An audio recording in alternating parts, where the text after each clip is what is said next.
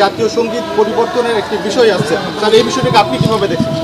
জাতীয় সঙ্গীত পরিবর্তন ইস্যুতে জাতীয় সঙ্গীত নিয়ে ভাবা হচ্ছে না বলে জানিয়ে জাতীয় সঙ্গীত পরিবর্তনের ষড়যন্ত্র জাতীয় সঙ্গীত পরিবর্তনের ষড়যন্ত্রের জাতীয় সঙ্গীত নিয়ে জাতীয় সঙ্গীতের ভিতরে যে প্রাণ থাকা দরকার, জাতীয় সঙ্গীতের ভিতরে যে উচ্ছ্বাস থাকা দরকার, জাতীয় সঙ্গীতের ভিতরে জাতীয় যে চেতনা থাকা দরকার, আমাদের জাতীয় সঙ্গীতের ভিতরে এর কোনোটাই।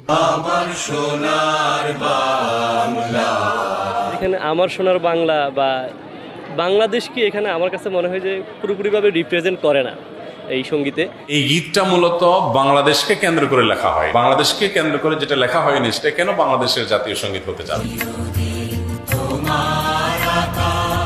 এই যে জাতীয় সঙ্গীত, এটা বাংলাদেশের ইতিহাস, ঐতিহ্য, সংস্কৃতির সাথে সঙ্গতি রাখে না।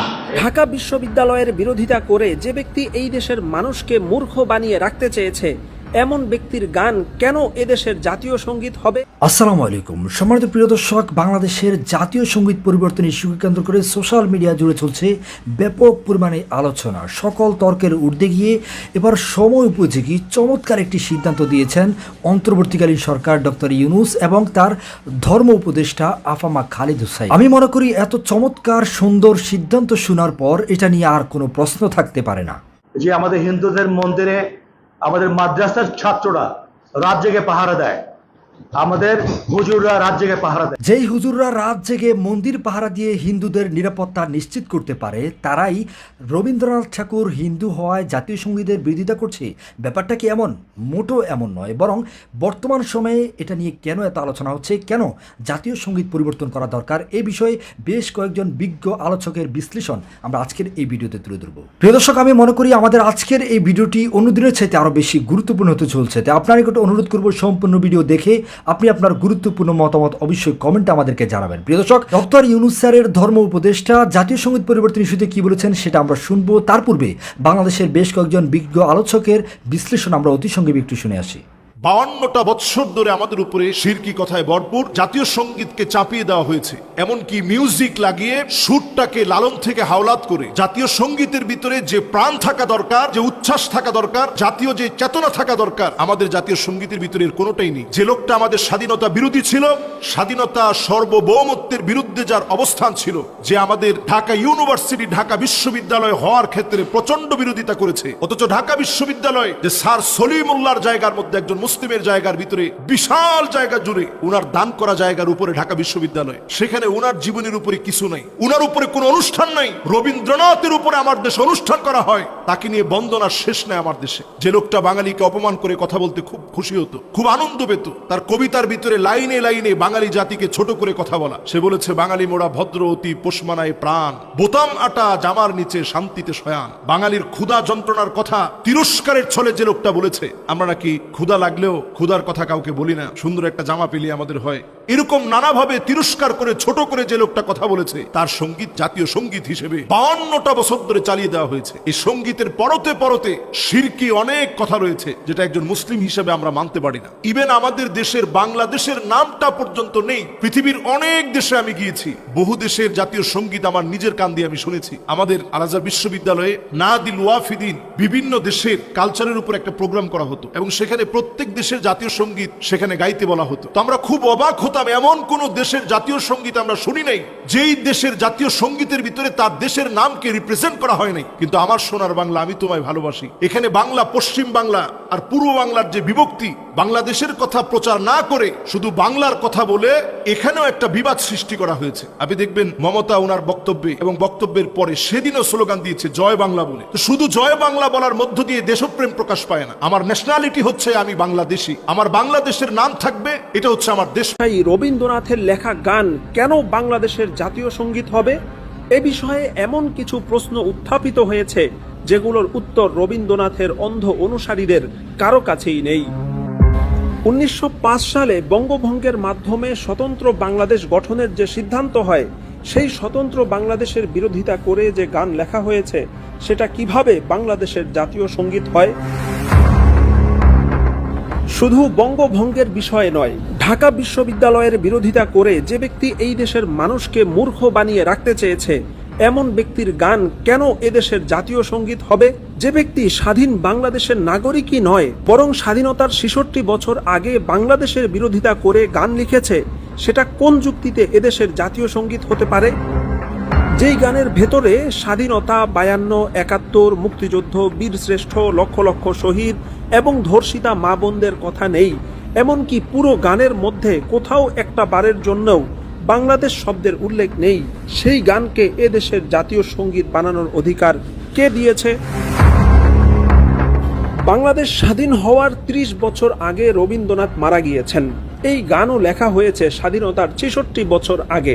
তার মানে হচ্ছে এই গান কোনোভাবেই বাংলাদেশের স্বাধীনতা ও সার্বভৌমত্বকে ধারণ করে লেখা হয়নি। তাহলে কোন যুক্তিতে এটা স্বাধীন বাংলাদেশের জাতীয় সঙ্গীত হয়? এই গানের রচয়িতা বংশগতভাবেই একজন পতিতা ব্যবসায়ী। এই ধরনের নিকৃষ্ট চরিত্রের লোকের লেখা কিভাবে আমাদের জাতীয় সঙ্গীত হয়? ভারতের জাতীয় কবির লেখা গান কেন আমাদের জাতীয় সঙ্গীত হবে? আমরা কি এতটাই মূর্খ অথবা কাঙাল যে আমাদের জাতীয় সঙ্গীত লেখার মতো কোনো কবি আমরা জন্ম দিতে পারিনি? যেই গানের মধ্যে শিরিক থাকার কারণে মাদ্রাসাগুলোতে গাওয়া হয় না, সেটাকে কেন যুগ যুগ ধরে আঁকড়ে থাকতে হবে? জাতীয় সঙ্গীত এমন কোনো আসমানি ওহী নয় যেটা পরিবর্তন করা যাবে না।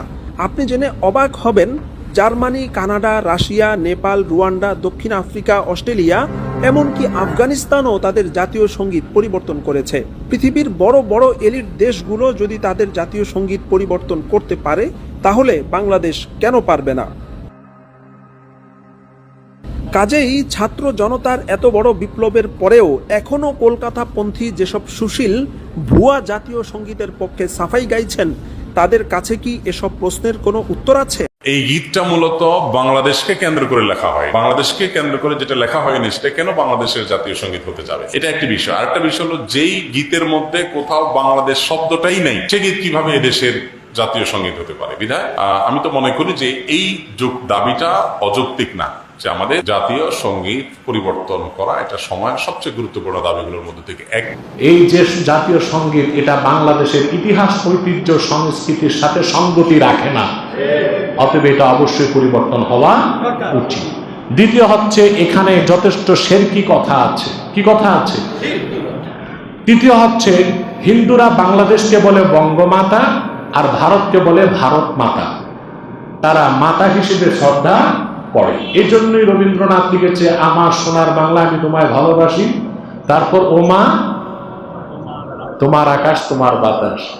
তাইলে এই গানটা লিখতে যে রবীন্দ্রনাথ পৌত্তলিক ধ্যান ধারণা বা চিন্তায় বিশ্বাসী ছিল, সেই চিন্তা থেকে সে গানটি লিখেছে। অতএব পৃথিবীর অনেক দেশে জাতীয় সঙ্গীত পরিবর্তন হয়েছে, দেশের মানুষ পরিবর্তন চাচ্ছে, আমরাও পরিবর্তন চাই, পরিবর্তন হওয়া উচিত। বিবাহ বার্ষিকী উপলক্ষে আপনার ভালোবাসার মানুষ অথবা যে কোনো স্পেশাল দিন উপলক্ষে আপনার প্রিয় মানুষকে উপহার দেওয়ার মতো এটি হবে সেরা একটি ইসলামিক গিফট প্যাকেজ। তাই অর্ডার করতে আমাদের ডেসক্রিপশন ও স্ক্রিনে থাকা নাম্বারে যোগাযোগ করুন। প্রিয় দর্শক, আমি মনে করি বাংলাদেশের জাতীয় সঙ্গীত পরিবর্তন করা দরকার, ঠিক আছে, এই কথাটি এই অবস্থায় ঠিক আছে, কিন্তু বর্তমান যে সিচুয়েশন, বর্তমান যে অবস্থা, এদিক দিয়ে ভারত হুমকি দিচ্ছে তারা আক্রমণ করবে বাংলাদেশে। তাছাড়া আমরা একজন মাত্র জালেম সরকারকে প্রতিহত করেছি, একটি মাস মাত্র হয়েছে। দেশ এখন আমরা গড়ার কথা, দেশ এখন আমরা গোছাবো। ঠিক এই সময় যদি আমরা বিতর্কে জড়িয়ে পড়ি, তাহলে এটা নিয়ে আমাদের দেশদ্রোহী যারা আছে, যারা বাংলাদেশ নিয়ে ষড়যন্ত্র করছে, এখনও তারা হাতে তালি দিবে। তাই আমি মনে করি এটা নিয়ে এই পর্যন্ত আমরা ক্ষান্ত থাকি, এটা নিয়ে আমরা আলোচনা না করি। প্রিয় দর্শক, ঠিক এই বিষয়টি নিয়ে চমৎকার আলোচনা করেছেন ডক্টর ইউনূসের ধর্ম উপদেষ্টা আফামা খালিদ হোসেন। চলুন আমরা স্যারের মুখে অতি সংক্ষেপে তার সেই কথাগুলো একটু শুনে আসি। বিতর্ক সৃষ্টি করে এমন কোনো সিদ্ধান্ত নেবে না অন্তর্বর্তী সরকার। রাজশাহীতে মতবিনিময় সভায় জাতীয় সঙ্গীত পরিবর্তন প্রসঙ্গে কথা জানান ধর্ম উপদেষ্টা ডক্টর আফামা খালিদ হোসেন। বিতর্ক সৃষ্টির প্রয়াস, আমাদের প্রধান উপদেষ্টাও বারবার বলেছেন, বিতর্ক সৃষ্টি হয় এমন কোনো জায়গায় আমরা হাত দেব না। আমরা হলাম ইন্টারিম গভর্নমেন্ট, অন্তর্বর্তীকালীন সরকার। আমাদের দায়িত্ব হচ্ছে ল অ্যান্ড অর্ডার সিচুয়েশনকে রেস্টোর করা। আমরা আপ্রাণ চেষ্টা করে যাচ্ছি আমাদের বাংলাদেশের যে ঐতিহ্য, কমিউনাল হারমোনি, সাম্প্রদায়িক যে সম্প্রীতি, সৌহার্দ্য যুগ যুগ ধরে আমরা বহন করে আসছি, এটা অটুট থাকবে। এবং আমি কেবল মুসলমানদের উপদেষ্টা নই, আমি হিন্দুদেরও, সনাতনী ভাইদেরও, বৌদ্ধদেরও, খ্রিস্টানদেরও তাদের যেমন অধিকার আছে মুসলমানদেরও অধিকার সমান। এই অধিকারকে আমরা এক্সারসাইজ করতে চাই। প্রিয় দর্শক, আমি মনে করি সময় উপযোগী একটি সিদ্ধান্ত দিয়েছেন আফামা খালেদ হোসেন স্যার। প্রিয় দর্শক, আমি ওনাকে ধন্যবাদ জানাই। সেই সাথে শুরুতে আমি একটি ছোট্ট ভিডিও ক্লিপ দেখিয়েছিলাম আমাদের একজন সেনা প্রধানের। আমি স্যারকে স্যালুট জানাই। তিনি যে অকপটে সকল মিডিয়ার সামনে চমৎকারভাবে তিনি তুলে ধরেছেন হুজুররা মন্দির পাহারা দেয়, এটা খুবই খুবই প্রশংসনীয় একটি বিষয় এবং খুব চমৎকারভাবে তিনি এই কথাটা বলেছেন। আমার কাছে খুব ভালো লেগেছে। আপনার কাছে সেনা প্রধানের এই বক্তব্যটি কেমন লেগেছে? স্যারকে একটি স্যালুট দেওয়া যায় কিনা অবশ্যই কমেন্টে আমাদেরকে একটু জানাবেন। প্রিয় দর্শক, দেখা হবে, কথা হবে পরবর্তী কোনো ভিডিওতে। ততক্ষণ পর্যন্ত সকলে ভালো থাকুন, সুস্থ থাকুন। ও আমি বলতে ভুলে গিয়েছি, যারা এই মুহূর্তে আমাদের ভিডিওটি দেখছেন আমাদের চ্যানেলটি অবশ্যই সাবস্ক্রাইব করে আমাদের সাথে থাকুন। ইনশাআল্লাহ দেখা হবে নেক্সট কোনো ভিডিওতে।